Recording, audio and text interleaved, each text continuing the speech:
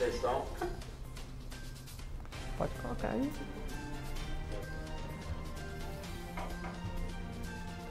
Queria só tomar um copinho. Muito obrigado, viu? Um golinho aqui. Obrigada. Aceita.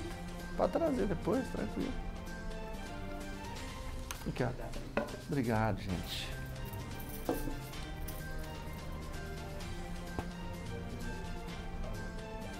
Pra onde que eu tenho que olhar? Sua câmera vai ser essa. Aqui, essa aqui. Eu olho pra cá. Atenção. Qual que é seu nome mesmo? Oi, gente, tá tudo bem com vocês? Sejam todos bem-vindos à TV Assembleia Legislativa. A gente está começando o nosso programa Agora Goiás com essa imagem aqui de Goiânia, vista de longe lá do Morro do Mendanha. Imagem boa, né? Olha só, 23 graus em Goiânia. Nós estamos começando mais uma semana, véspera do Carnaval. Seja bem-vindo, seja bem-vinda. A gente vai falar de muita coisa hoje, muita coisa interessante. Nós vamos começar falando de futebol. Teve uma rodada importante nesse fim de semana. Nós vamos mostrar o clássico Goiás e Vila Nova.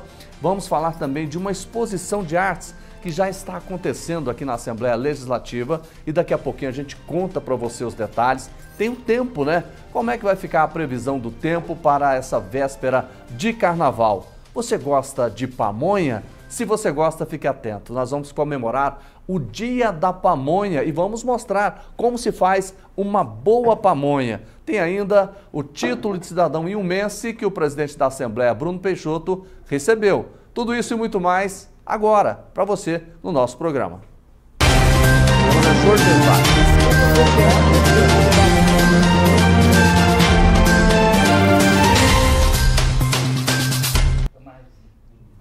Oi, gente, sejam todos bem-vindos. Nós vamos começar agora mostrando que o presidente da Assembleia Legislativa de Goiás, o deputado estadual Bruno Peixoto, recebeu mais uma homenagem na semana passada. O proponente foi o vereador Edes do Esporte da cidade de Inhumas. Quem vai trazer os detalhes é o repórter Murilo Santos.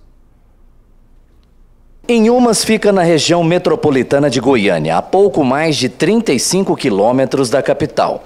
Na Câmara de Vereadores da cidade, muita gente para receber e prestigiar o presidente da Assembleia Legislativa de Goiás, deputado Bruno Peixoto. Bruno recebeu o título de cidadão inhumense. O autor da homenagem foi o vereador Edes do Esporte. Ele foi atleta do Vila Nova e está no 3º mandato de vereador em Inhumas. É um político que tem uma visão de área diferenciado e ele merece. Ele merece, eu acho que eu até considero ele o número 2 do estado e tem um futuro enorme pela frente. O deputado Coronel Adailton participou da sessão solene e comentou o título concedido ao presidente. O parlamento fica muito enaltecido quando uma cidade do porte de Inhumas, da envergadura de Inhumas, um dos municípios fundamentais no crescimento do nosso estado de Goiás, concede uma honraria do título de cidadania inhumense ao nosso presidente da Assembleia Legislativa do estado de Goiás, deputado estadual Bruno Peixoto. E eu fico muito feliz em poder estar aqui representando os meus outros colegas deputados estaduais nesta homenagem. Bruno Peixoto concordou que a homenagem se estende também ao parlamento goiano, principalmente à 20ª legislatura. Eu agradeço a todos, muito obrigado mesmo, a cada cidadão e cidadã dessa nossa belíssima cidade.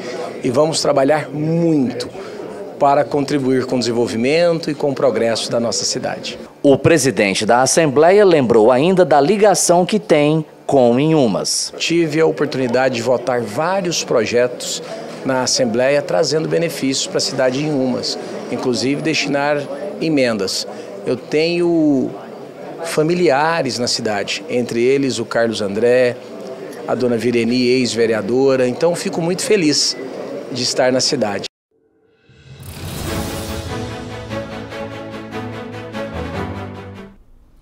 Parabéns ao deputado estadual Bruno Peixoto, presidente da Assembleia Legislativa, por receber mais essa homenagem.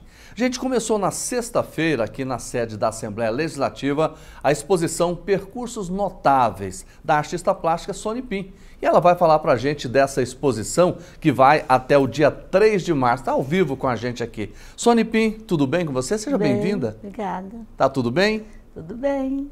Que legal. Enquanto a gente vai conversando, o prazer é nosso em receber você. A gente vai mostrando também os trabalhos que estão sendo expostos aqui na Assembleia. Me fala dos percursos notáveis. Percursos notáveis é um resumo de obras que foram premiadas, selecionadas em salões de arte, as mais agraciadas pela crítica especializada e também pela crítica popular, né? Então, reúne quadros de 1982 Sim. até o momento. Quer dizer, você fez uma releitura de todo esse trabalho e está expondo aqui. Eu quis compilar num catálogo essas obras que... São quantas obras? São 33 obras. Ah, vamos dar uma olhada aqui, olha que legal. Daí me fala das obras. Ah, cada uma tem uma história. Cada uma tem uma história, né? Que bom. Essa daqui, por exemplo... É o retrato que está mais latente. Essa aqui, por exemplo, nós estamos mostrando. Essa é a única que diferencia de todas as outras no meu processo. Nessa época, eu ainda, assim, fazia um projetinho antes de fazer o quadro, pintar a tela, sabe? Correto. E com essa tela, eu aprendi que a minha expressão verdadeira ficava no rascunho. E esse quadro foi uma reportagem que eu assisti no Fantástico, que mostrava assim, a dança, assim, o ritual dos indígenas, Sim. O ritual para a guerra. E essa imagem ficou gravada. Eu tive vontade de retratar. Legal. Eu estou olhando aqui as suas obras, sempre você retrata pessoas, né? Sempre gostei da figura humana. Desde criança. Do meu primeiro desenho, assim, no meu primeiro dia de aula, que a professora pediu para ilustrar assim, a primeira página do caderno, eu já fiz um S do meu nome e tive vontade de fazer uma figura dançando, a figura humana dançando. Mas nesse catálogo, tem aqui uma série, só tem 2 quadros desse catálogo. Enquanto você acha, eu vou até registrar aqui. Que eu não retratei a figura humana, porque eu ainda estava na universidade, era aluna da professora Cleia, aqui. E ela determinou um tema, que é fundo de quintal, e pediu que a gente fizesse pesquisa com materiais. Aí, quando ela viu o meu trabalho, ela me incentivou a participar do Panorama das Artes Plásticas do Estado de Goiás, que reunia só os artistas renomados, mas que tinha 5 vagas para a comunidade. Aí eu consegui entrar. E aí foi minha primeira exposição. Legal. Junto com o Ciron, com o Kleber Gouveia, com o DJ Oliveira, e isso me incentivou muito. Que bom, só fera. Agradeço muito a Cleia, né? Que eu era assim, super tímida. Eu estou aqui com o seu catálogo, vou até registrar, que é importante, né? Porque quando a gente fala em arte, a gente precisa realmente do incentivo, e todo incentivo a gente registra. Esse projeto ele foi contemplado pelo edital de fomento às artes visuais do Fundo de Arte e Cultura do Estado de Goiás 2023. Então tem um apoio importante, né, Sônia? Importantíssimo. Sem esse apoio, eu particularmente não teria condição de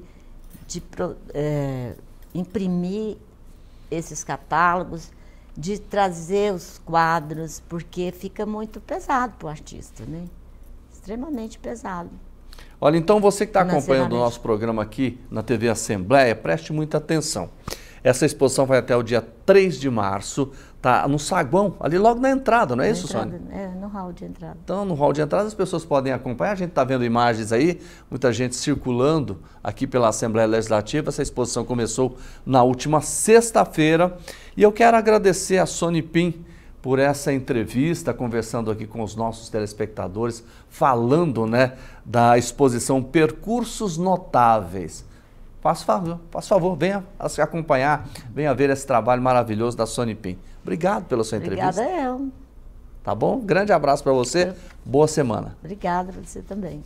A gente vai continuando agora E como é véspera de carnaval, a pergunta que a gente faz é o seguinte: como é que vai ser o tempo essa semana, no carnaval? A previsão da meteorologia. Quem vai participar agora falando disso é o gerente do CIMEGO, André Amorim. Conhece tudo e muito mais e vai trazer informações sobre o tempo e dar uma dica preciosa para os produtores rurais. Vamos acompanhar.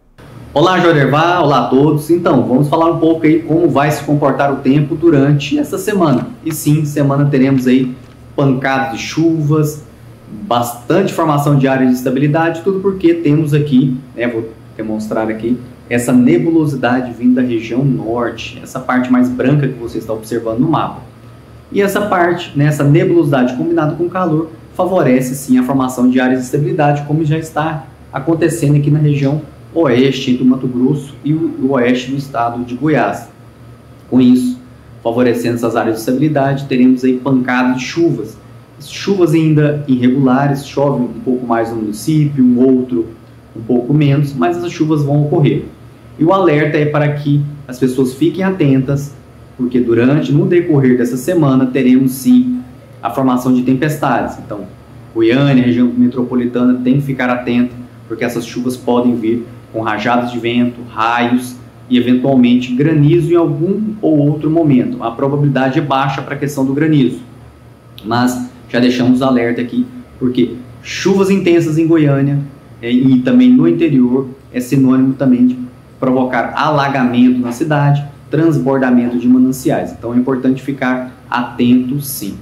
E aproveitando aqui, Jodervar, já quero deixar um alerta, um outro alerta, também chamando a atenção do amigo produtor rural e também para quem está no ambiente rural, nas fazendas, para fazer o seu planejamento. Mas esse planejamento eu já estou falando para quando vier o período seco. Por que nós já estamos dando esse alerta, Jodervar?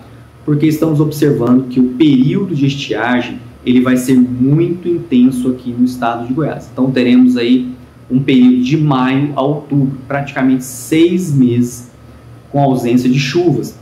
Assim, ausência de chuvas com regularidade. Por quê? É nosso período de estiagem, pode ocorrer uma chuva ou outra, sim, mas as chuvas não terão eficácia quando deveriam ter ocorrido no período chuvoso. Então, qual o nosso recado para o amigo produtor rural? É o momento de fazer pastagem, é o momento agora de fazer volumoso, então se preparar para o período de estiagem no estado de Goiás. Cuidando da água, do solo, e para passar esses 6 meses aí que vamos enfrentar de estiagem no estado de Goiás. Tá certo, olha, o André Amorim conhece muito sobre essa questão de tempo, ele sempre participa com a gente aqui, dizendo como é que está essa questão da previsão, falando para os produtores rurais, falando para você que vai se preparar para viajar no carnaval. A gente vai voltar com certeza com o André Amorim essa semana para falar de tempo e temperatura, tá certo? Gente, Goiás é um estado com muita movimentação cultural, festas, cavalhadas, festivais de cinema, de música, teatro e tem muito mais, que legal. A semana passada, inclusive, foi aberta oficialmente a temporada dos eventos culturais aqui no estado de Goiás. E quem vai trazer os detalhes para a gente é a repórter Dani Mello. O evento da retomada de eventos no estado de Goiás aconteceu no Centro Cultural Oscar Niemeyer nesta quinta-feira. Com a presença de autoridades, o evento marcou a abertura do calendário cultural 2024. É uma alegria muito grande poder estar aqui hoje fazendo o lançamento de todos esses eventos culturais, mas também ligado ao empreendedorismo, onde pode buscar qualificação e renda para todas essas pessoas. O governo do estado pretende aqui nós desenvolvermos essas regiões onde os eventos culturais vão acontecer, regiões turísticas importantes, para que os empresários tenham fôlego para investir melhor nas suas estruturas e que a gente tenha, com qualificação profissional, melhorar o trabalhador que vai nos atender, os microempresários que irão receber, que a gente possa cada vez mais ter a experiência turística nos eventos culturais, deixando mais riquezas no nosso estado. Foi lançado também um Impulsa Goiás, campanha pensado pelo governo governo de Goiás, que vai investir 546 milhões por meio de festivais consagrados, como Fica e Canto da Primavera.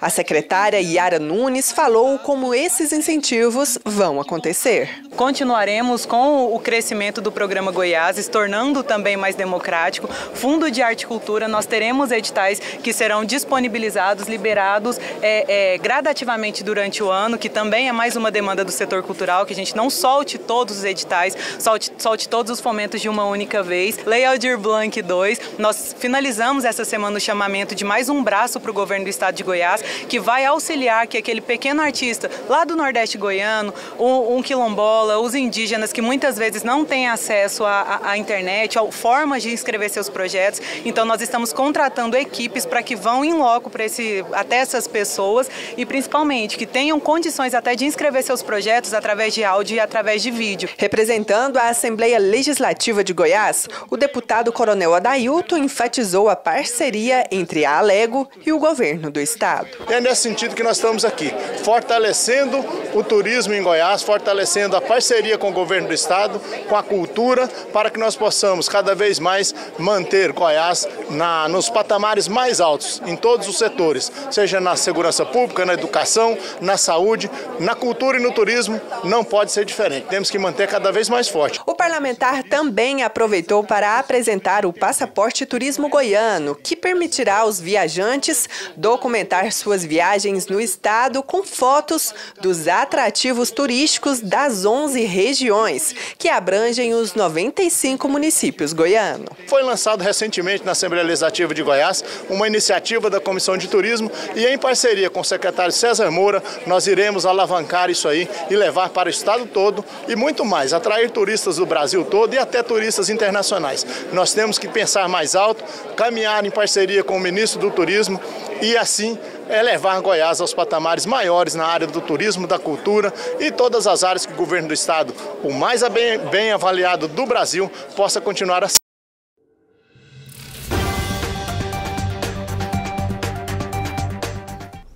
Gente, o programa está bastante movimentado e nesse final de semana foi mais movimentado ainda a sexta rodada do Campeonato Goiano de Futebol, mas quem vai falar sobre isso é quem entende, né? Ele que é craque dentro e fora das quatro linhas, Hugo Duarte. Tá bom, meu amigo? Bom dia, Jardevar Rosa. Olha, só faltou gols no clássico, né? Um jogo movimentado, Vila Nova jogando fora de casa lá na Serrinha, teve grande chance, o Goiás também e o Tadeu foi o melhor em campo. Vamos fazer o seguinte, nós temos um VT aqui, inclusive com o Alex narrando, o Kennedy vai preparar, vai colocar e nós vamos acompanhar e depois a gente comenta. Sim, pode ser? Pode, claro. Joga na tela, vamos lá. O primeiro lance de ataque do jogo é do Goiás, Paulo Baia, chuta de longe, a bola vai para fora. Apodi rebateu errado, foi tirar a bola, ela foi para trás. Alano dominou, foi para a jogada individual, o chute saiu fraquinho para a defesa do Denis Júnior. Não pegou bem na bola o Alano. Justo 0-0. Mais uma chegada do Goiás, a tentativa, a bola sobrou para o Paulo Baia, mas a arbitragem já pegava o impedimento. Estava impedido. Impedimento na tentativa esmeraldina. O Vila Nova também teve oportunidade, Fernandão para o Fernando, que deu assistência para o Apodi. Na hora do chute, o ex-esmeraldino pegou mal na bola. Perdeu grande chance o Tigrão. Cobrança de falta de João Vitor, direta para a defesa do goleiro Tadeu. Mas a primeira grande defesa do jogo do goleiro esmeraldino. Sempre é bom. Tadeu fez 2, 3, essa aí foi... Aí a finalização do Alisson na sequência foi travada pela marcação. Mais uma chegada do Vila, Alisson driblou o Edu e finalizou. Tadeu saiu e fez a defesa. Lá embaixo teve algumas mudanças pequenas. Mais uma vez para você acompanhar a jogada do Vila, tentativa de Alisson.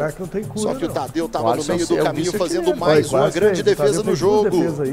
Essa aí foi bem. Lançamento feito para a direção da grande área, cruzamento, chute travado ali na tentativa do Getúlio. E 8 mil o goleiro Denis Júnior foi lá e fez a defesa. Você vê, clássico. Chegada do Goiás, o Everton já é segundo tempo. Ele fez o cruzamento. Anderson Conceição mandou para fora. Mais uma chegada do Goiás, Juninho arriscou o chute, a bola sobrou com Ian Souto e Denis Júnior fez boa defesa. Mais uma chegada do Goiás, Juninho tabelou com o Sander, fez o cruzamento, Getúlio chutou mal, mandou para fora. Aí a chance perdida pelo centroavante esmeraldino. Chegada do Goiás pela direita, o Everton fez o cruzamento, Getúlio chutou 2 vezes, mas não acertou o alvo. No primeiro lance ele ficou pedindo uma penalidade e na sequência no rebote chutou para fora. Chegada do Tigrão, tentativa de Alisson, ele ajeita para Igor Bolt, que na hora do chute obrigou o Tadeu a fazer grande defesa. Aí a tentativa do Igor Bolt. Falta para o Vila, João Vitor na cobrança e Tadeu fez mais uma brilhante defesa. Aparecendo bem o goleiro do Verdão, olha aí que defesaça.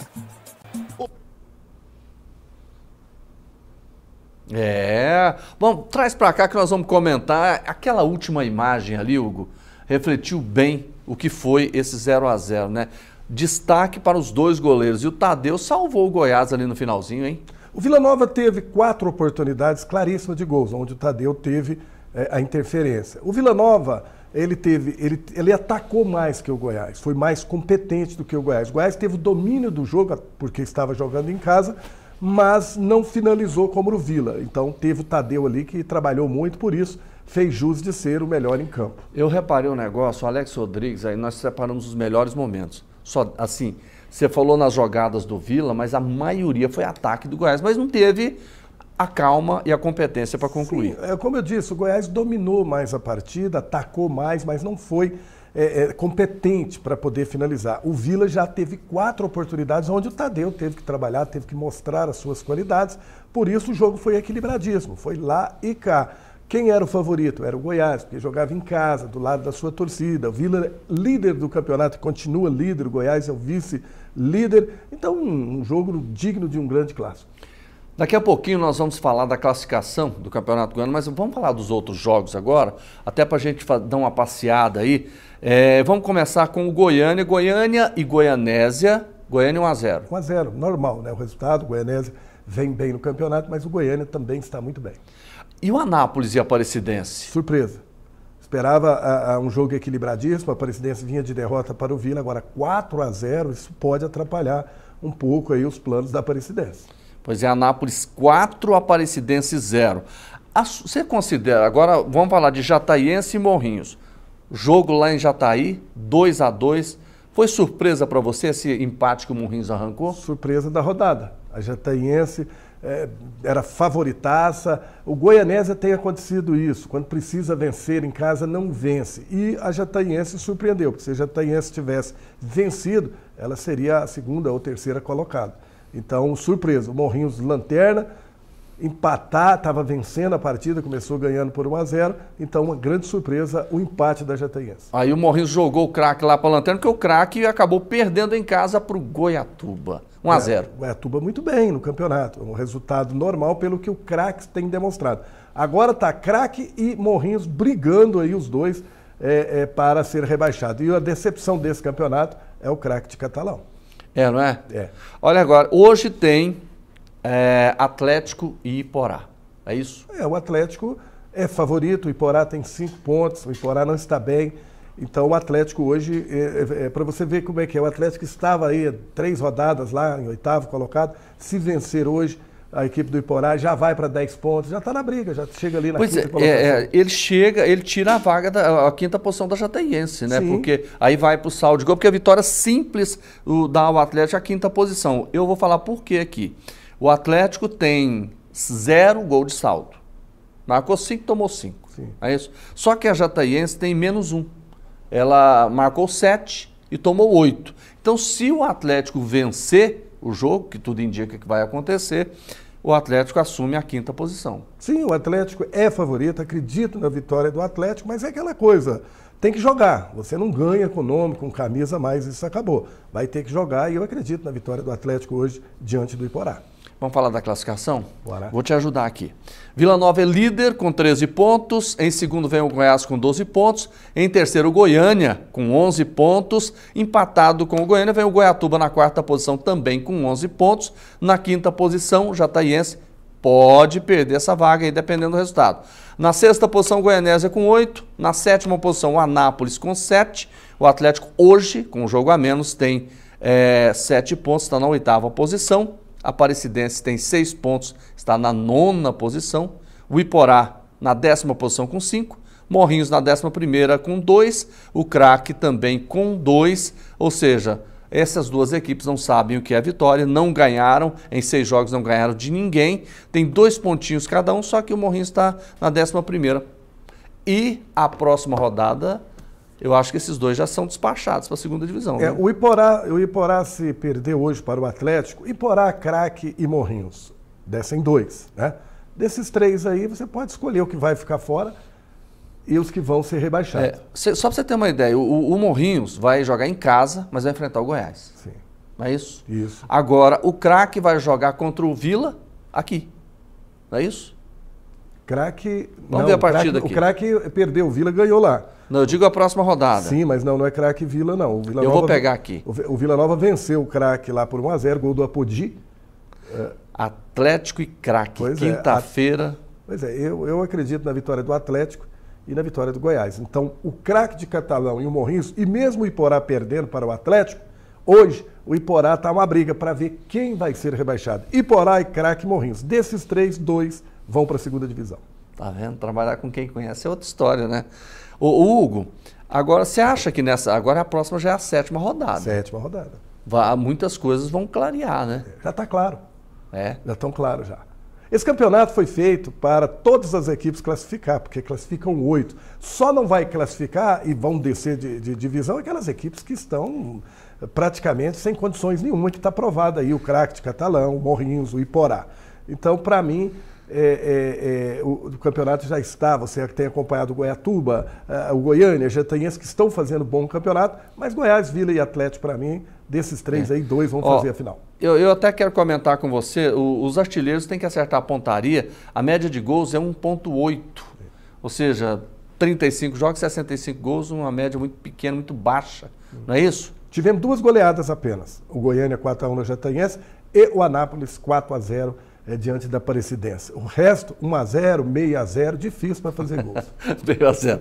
Hugo, eu estou olhando um negócio aqui, olha só, a ponta da tabela lá em cima está bastante embolada. Se a gente reparar, do 1º ao 5º, a diferença é de 3 pontos. É porque no começo do campeonato as equipes não estão bem. Vamos chamar as equipes grandes, Goiás, Vila e Atlético, está à prova disso, o Atlético está vindo de recuperação. Então, até você embalar, até você estar, a equipe entrosada, a musculatura solta, vai ficar embolado. Mas eu acredito aí que depois da 8ª rodada aí, as coisas agora vão começar a clarear para as equipes que de fato querem decidir o título. Tá certo. E você vai voltar para a gente continuar comentando, tá bom? Sempre. Isso aqui é um prazer. Hugo Duarte, daqui a pouquinho tem Alego Esportes, não é? Às 11 horas, o Alego Esportes traz tudo para você aí do Clássico, dos outros jogos, dos jogos fora do estado de Goiás. Você gosta de pamonha? Amo. Mesmo? Mais do que piqui? Igual. Igual.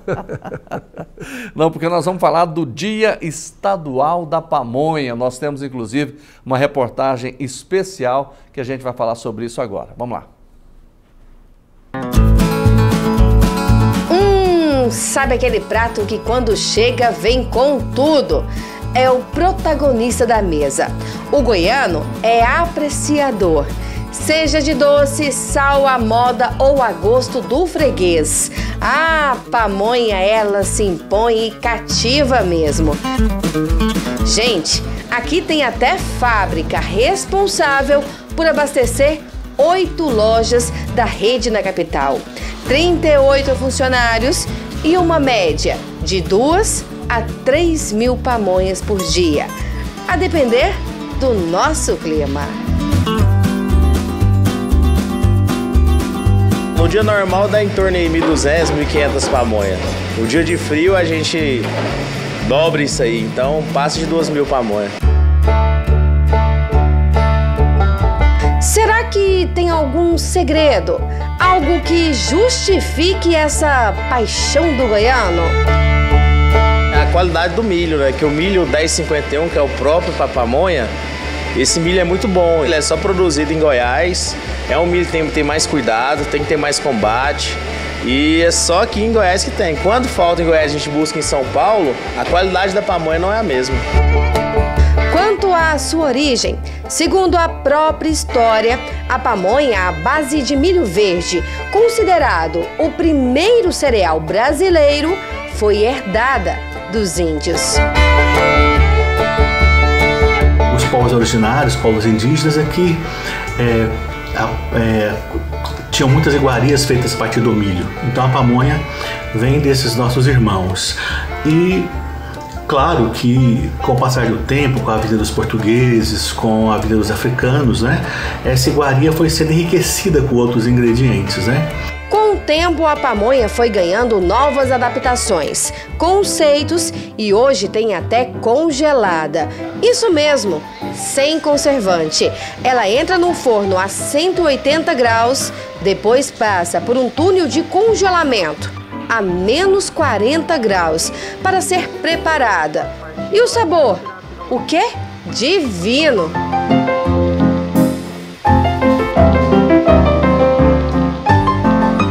A pamonha congelada surgiu através das pamonhas na palha, que tem a perca muito rápido, você não pode vender ela de um dia para o outro. E muita gente queria levar essa pamonha para casa e comer às vezes 7 horas da manhã, 8 horas da manhã. Aí surgiu a ideia de fazer a congelada. E sem contar que ela não tem nenhum tipo de conservante, é só o jeito de preparo dela. E 6 meses de validade. Consumida em várias regiões brasileiras, não há um consenso em qual estado a pamonha é tida como prato típico. Na região centro-oeste é famosa, especialmente aqui em nossa terra goiana. Aí a gente não precisa nem falar. Vai uma pamonha aí? Essa verdadeira iguaria, que a gente encontra em todos os cantos do estado, se tornou pauta na Assembleia Legislativa. O deputado Gugu Nader, do Agir, é autor da lei que estabelece o Dia Estadual da Pamonha Goiana.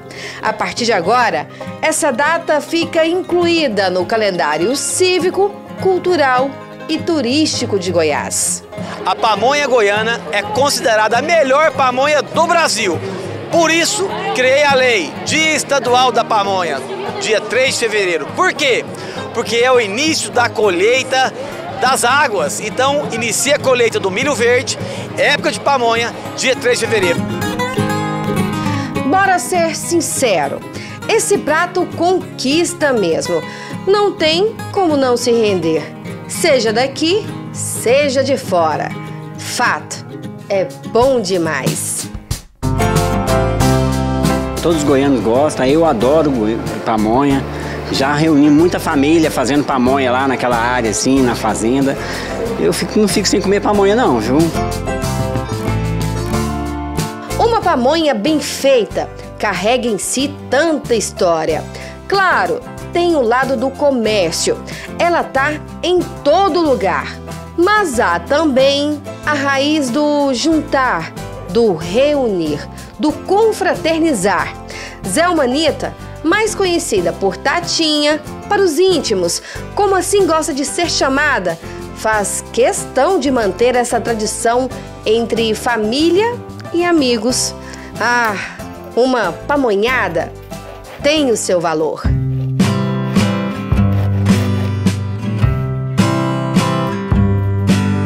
Toda a época do ano se reúne sempre para poder estar fazendo, né, as nossas pamonhas, o nosso curau, a chica doida e tudo que vem do milho, é só alegria. E aqui está o nosso fogão, né, que é o nosso companheiro para isso tudo, para essa festança toda, né. quando vem uma pessoa de fora para Goiás, que nós levamos para comer pamonha, eles ficam maravilhados, né? E muitas vezes também nós encomendamos as pamonhas, né? Pedimos às pamonharias, vamos lá trazer, comprar, ou então eles trazem para nós as pamonhas e viram uma festa em casa. Então a pamonha ainda hoje é um motivo de socialização e é uma iguaria goiana, uma tradição goiana que deve ser preservada.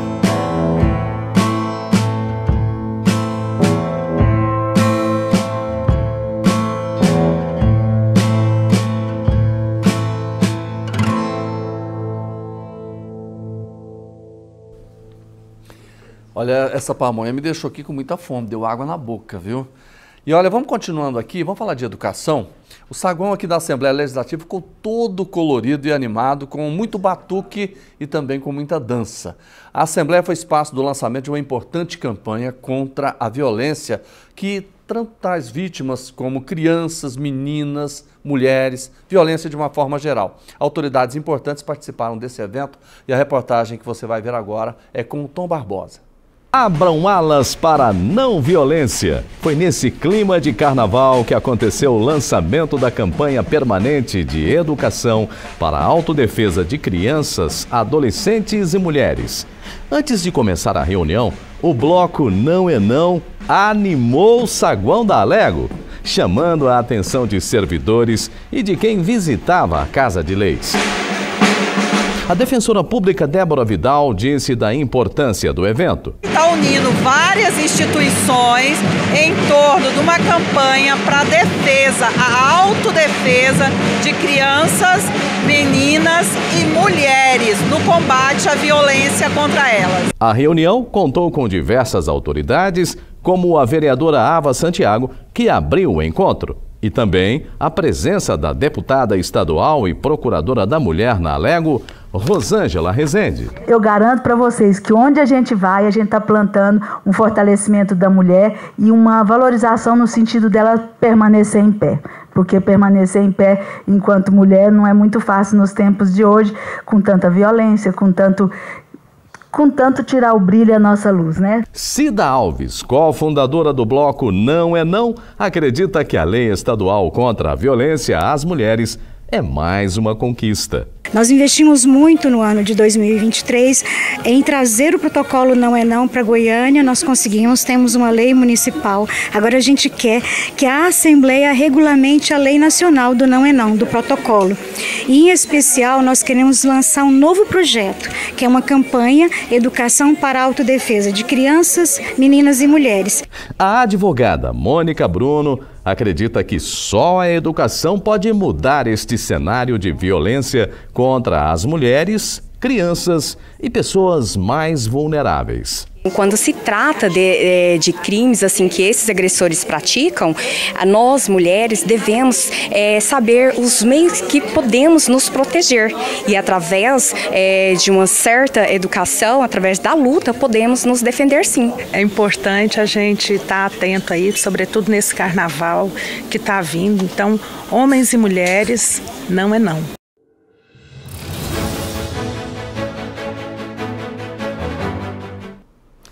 Gente, vamos falar de teatro agora aqui no nosso programa. Anote aí, quinta-feira, às 19 horas, dia 8 de fevereiro, vai ter a apresentação no Sesc, ali do centro da cidade, da peça A História é uma História. E quem vai falar dessa história pra gente agora são Tiago Moura e também Letícia Lemos. Tudo bem com vocês? Sejam bem-vindos. Obrigado. Me fala dessa peça. Então, a peça, ela é um resumo do bestialógico humano desde que o homem saiu da caverna. Então, conta a história da humanidade desde que o homem saiu da caverna até os dias de hoje, com um humor bem ácido. Eu diria que um balde de humor ácido. E é uma comédia, né, também. Então, é bem interessante. O texto é de quem, Tia? É do Milô Fernandes. E isso que a Letícia falou da história do homem, né? A gente estava brincando mais cedo aqui com o Jordevar, que é realmente o que está sendo mais criticado é essa história que é contada pelo homem, né? A gente costumava, inclusive, usar homem como um sinônimo de humanidade, né? Sim. Inteira. O espetáculo fala muito sobre esse lugar, né? Dos derrotados. Sim. Inclusive, tem como a gente mostrar um trecho, alguma coisa? Tem.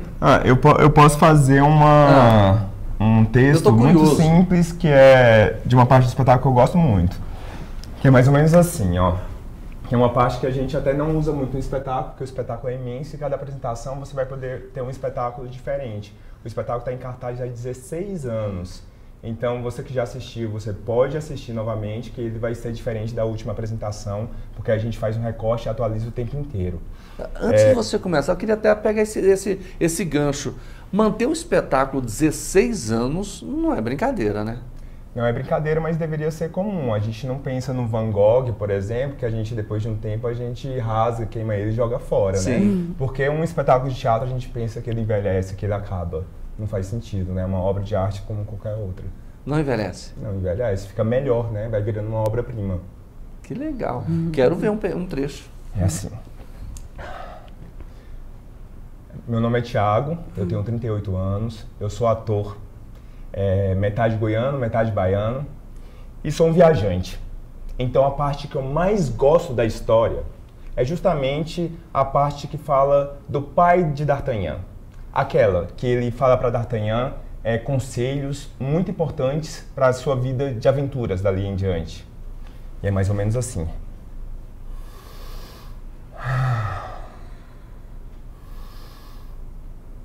Vai, D'Artagnan, meu filho. Vai, monta e vai. E imprime na memória os poucos conselhos que te dou. Um homem é um homem. Um rato é um animal nojento. Seja digno e nobre, mas nunca temas a vulgaridade. Viver é o que há de mais vulgar. Mas mesmo o rei e o cardeal não abrem mão desta vulgaridade. Dá um boi para não entrar numa briga e dá uma boiada para sair dela. Antes que digam que foi fuga, proclama: foi estratégia. Lembra, dinheiro não é tudo. Tudo é a falta de dinheiro. E acima de tudo, meu filho, não confie em ninguém com mais de 30 anos. Aliás, por medida de segurança, não confie também em ninguém com menos de 30 anos. Entendeu a ironia? A história é uma história. E o homem é o único animal que ri. E é rindo que ele mostra o animal que é. Não confie em ninguém com mais de 30, nem com menos de 30. Ninguém. Ninguém é confiável, né? Eu estou olhando aqui, até o professor me passou aqui, questionando ídolos, ridicularizando grandes feitos da humanidade. Como é que é isso, hein? São todos os ídolos, né, que passaram pela história da Grécia, do Egito, até os dias atuais, os presidentes, né? Então, a gente busca muita ironia dentro do texto do Milor e também traz questões atuais. Então, por exemplo, as questões atuais. Big Brother, fake news, TikTok. Então, a gente coloca isso dentro do humor, que já é indicado pelo autor, inclusive, no texto. Ele fala que esse texto ele precisa ser revisto e reformulado de acordo com a história, porque a história, cada vez que né, cruza os tempos, a gente tem mais indícios de outras coisas, né, na história. Então, enfim, a atualidade está dentro do texto também, junto com o que a gente escreveu. A história ainda está acontecendo, né?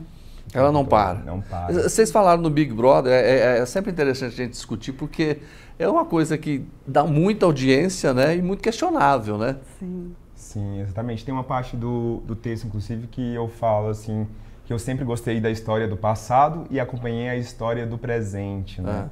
E o tanto que é confuso, né? Depende muito de quem... Essa brincadeira do próprio título do espetáculo, quando ele apresenta no texto, no livro, ele fala: a história é uma história, ou a história é uma história, com I, com E, com H, tanto faz, né? Porque a história que é narrada pra gente é sempre um ponto de vista, né? A de vocês é a história com I. É com I. justamente para questionar a história monumental, né? A ciência, a história. A gente sabe que tem um trabalho muito sério dos historiadores, né? Mas a gente sabe que geralmente a história que chega para a gente que estudou na escola, é a história dos vitoriosos, dos dominadores. E o Milo Fernandes, nesse espetáculo, ele tenta, muito mais do que contar uma verdade, na verdade a gente só desconstrói as verdades que foram trazidas e aí traz para o público. E aí, qual que seria a verdade, né, da sua própria história, do que você percebe? Será que isso que você escutou antes é verdade? Então ninguém fica fora do alvo do Milo Fernandes, da crítica. E tem muito texto nosso também, né, no espetáculo. Tá certo. Faz um convite então para quem está acompanhando. Quinta-feira? Isso, quinta-feira às 19 horas no Teatro Sesc Centro. Você pode comprar o ingresso no Simpla, acessar lá o nosso Instagram, Grupo Bastet, com T mudo no final, e tem lá o link no Simpla para comprar o ingresso. O link também está no bio dos nossos Instagrams. O meu é Ator Nômade e o da Letícia... Letícia Lemes 89. Ator Nômade. Tá bom. Gente, obrigado. Eu gostei muito de falar com vocês. Voltem sempre, tá bom? Parabéns pelo espetáculo. Há quanto tempo, né, no ar? 16 anos, né? 16 anos. Olha que maravilha. Isso é muito legal. Obrigado. Um abraço para vocês. Eu conversei aqui com o Thiago Moura, ator e diretor de teatro. Obrigado, Thiago. E a Letícia Lemes, atriz. Um abraço para vocês. Obrigado. Obrigado, Judeba. Um abraço. Gente, vamos continuar aqui. Esse ano é ano de eleitoral, né? Vai ter eleições municipais no Brasil inteiro. Nós vamos escolher prefeitos e vereadores, não é isso? E atenção para as informações sobre as eleições deste ano. Há um período para a chamada janela eleitoral, ou seja, aquele período em que os políticos podem mudar de partidos sem perder o mandato. Nós vamos trazer agora mais informações na reportagem da Monalisa Carneiro e também do advogado eleitoral Danúbio Remy. Olá para vocês que estão nos assistindo pela TV Assembleia Legislativa. Bom, 2024 é ano de eleições municipais e sempre surgem algumas dúvidas por parte dos eleitores. E para sanar todas essas dúvidas, ao meu lado está o advogado eleitoralista Danúbio Remy. Bom, seja muito bem-vindo à Assembleia Legislativa, à TV Assembleia. E a gente tem algumas dúvidas, doutor Danúbio. A principal delas, aquelas pessoas que estão em débito com a Justiça Eleitoral, até quando elas podem regularizar para conseguir votar neste ano? É muito importante o eleitor entender que ele pode, nas eleições de 2024, exercer tanto a capacidade ativa, ou seja, ser candidato, como a passiva, né? Também a capacidade de votar e ser votado. Para aquele que tem um título de eleitor irregular, é importante que ele regularize até 150 dias antes do pleito, que acontecerá no dia 6 de outubro de 2024. Portanto, a data de 8 de maio é o dia fatal para todos aqueles que procurarem a Justiça Eleitoral para regularizar o seu título de eleitor. Bom, e para aqueles que querem ser candidatos ou que já até possuem aí algum cargo de vereador e querem mudar de partido, qual é o prazo para a janela, que vai abrir a janela eleitoral para quem já é vereador e quer mudar de partido? A lei das eleições, ela fixou a data de 6 meses antes do pleito. Portanto, a data de 5 de abril é a data para todos aqueles que pretendem se candidatar tenha os dois requisitos essenciais previstos no artigo 14 da Constituição. Primeiro, domicílio eleitoral. A pessoa que pretende se candidatar no município, nós estamos falando de eleições municipais, ela deve ter o título de eleitor cadastrado naquele município, naquela circunscrição que pretende ser candidato, 6 meses antes das eleições, ou seja, 5 de abril. E também está afiliado a um partido político. A afiliação a um partido político é requisito essencial para aqueles que pretendem se candidatar ao cargo de vereador, prefeito e vice-prefeito. E a data também é de 6 meses, 5 de abril. Bom, agora uma dúvida que eu acredito que pode ser que surja, os deputados, eles podem também aproveitar essa janela eleitoral ou não? Essa janela agora é específica para vereadores mudarem de partido. Como é que funciona aí? Pois bem, a chamada janela eleitoral é o período de 30 dias antes de 6 meses que antecede as eleições para que aqueles que estão dentro do mandato possam migrar de um partido para outro sem que haja a perda do mandato eletivo. Evidentemente que esse prazo ele só vai servir para essas eleições no caso de vereadores. Aqueles vereadores que estão num partido político, do dia 5 de março ao dia 5 de abril, ele pode migrar sem a perda do mandato. Essa regra não serve nessas eleições municipais para os parlamentares estaduais e federais. Deputado estadual e federal, o prazo será 30 dias antes dos 6 meses das séries de eleições de 2026. Isso tudo porque, na verdade, o mandato é do partido, né? Sim, a fidelidade partidária está consagrada na Constituição Federal e na Lei das Eleições. Portanto, no sistema proporcional que nós vivemos do Legislativo, o mandato ele pertence ao partido político. Bom, agora para a gente encerrar por hoje, porque acredito que a gente ainda vai conversar muito aqui durante esse ano, sobre mudar o seu domicílio eleitoral. Qual é o prazo? Por exemplo, quem está morando até hoje em Aparecida de Goiânia e quer mudar o seu domicílio eleitoral para Goiânia, essa pessoa pode ainda? Então, para ser candidato nas eleições, o prazo para ter o domicílio eleitoral fixado é de 6 meses. Para poder votar, aí é de 150 dias, 8 de maio. Então você precisa diferenciar esses prazos. Aqueles que pretendem candidatar, o domicílio eleitoral tem que estar fixado antes de 5 de abril. Bom, Danúbio, muito obrigada por esses esclarecimentos e, como eu disse, a gente volta aí a qualquer momento tirando mais dúvidas aí dos nossos eleitores goianos, que fiquem bem atentos a todos esses prazos para não correr o risco de não poder votar lá no dia 6 de outubro, é isso mesmo? Isso, 6 de outubro é a data das eleições que acontecerá nos 5.570 municípios do Brasil, no qual elegerão prefeito, vice-prefeito e vereadores.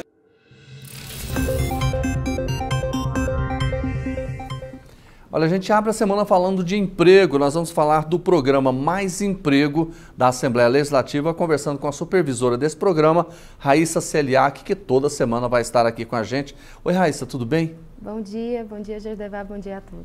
Hoje nós temos, qual é o número de vagas? Hoje, disponível no nosso sistema, nós temos mais de 2.800 vagas para Goiânia e para a região metropolitana nós temos mais de 4.000 vagas em aberto. 2.800 para Goiânia, mais de 4.000 no estado. Está se mantendo, né, esse número de mais de 4.000, né? Sim, já está se mantendo. Hoje até tem um pouco a menos, né, do que a gente está acostumado. A gente fica sempre a mais de 4.000 vagas e isso é um bom sinal. Quer dizer que o pessoal está buscando, né, está sendo contratado. Então, esse sinal de 2.800 eu acho bom. Agora, você estava me contando aqui antes da entrevista um exemplo prático, né, de uma pessoa que entrou e está empregada. Como é que foi? Jordevá, muito legal, porque foi pelo aplicativo Minha Vaga.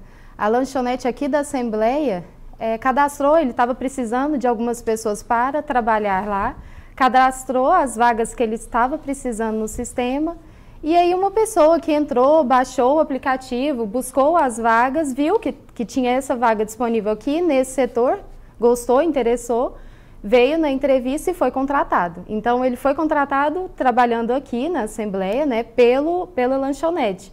E aí ele foi lá na sala do Mais Empregos, agradeceu, falou que super funciona, ele realmente mandou o currículo pelo aplicativo e foi contratado. Ah, por favor, me conta então, vamos até repetir para as pessoas que estão acompanhando o programa, o passo a passo para ele se inscrever e conseguir uma vaga. Sim. Nós temos a nossa sala aqui disponível, né? Nossa sala fica de segunda a sexta-feira, das 7 às 19. Então, ele pode fazer o cadastro aqui pessoalmente com a gente, mas pelo aplicativo na sua própria casa, você baixa ele pelo Android ou pelo iOS. Na hora que você baixa, você consegue fazer o seu cadastro e lá no aplicativo estão todas as vagas disponíveis. Então, ele vai colocar as principais informações dele, né? Como CPF, data de nascimento, se ele cursou o curso superior ou se ele ainda está cursando, né? Porque nós também temos vagas de estagiário, temos de jovem aprendiz. Então, ele coloca todas essas informações e vai procurando as vagas. No aplicativo, você tem filtros. É o aplicativo Mais Empregos. O aplicativo chama Minha Vaga. Minha Vaga, Minha Vaga. Minha Vaga, ok. Isso. E aí lá tem filtros também. Fala, Raíssa, eu quero filtrar, porque são mais de 4.000 vagas, né? Não dá para olhar tudo. Raíssa, eu quero filtrar nisso aqui. Você consegue colocar, por exemplo, auxiliar administrativo. E aí busca somente por essas vagas disponíveis. Agora, os salários variam de quanto a quanto, Raíssa? Olha, Jordeva, a gente tem do salário mínimo até salários de R$6.000, que são salários para pessoas com formação, né, de curso superior. E então, assim, varia muito de acordo com o perfil da pessoa mesmo, de qualificação do candidato.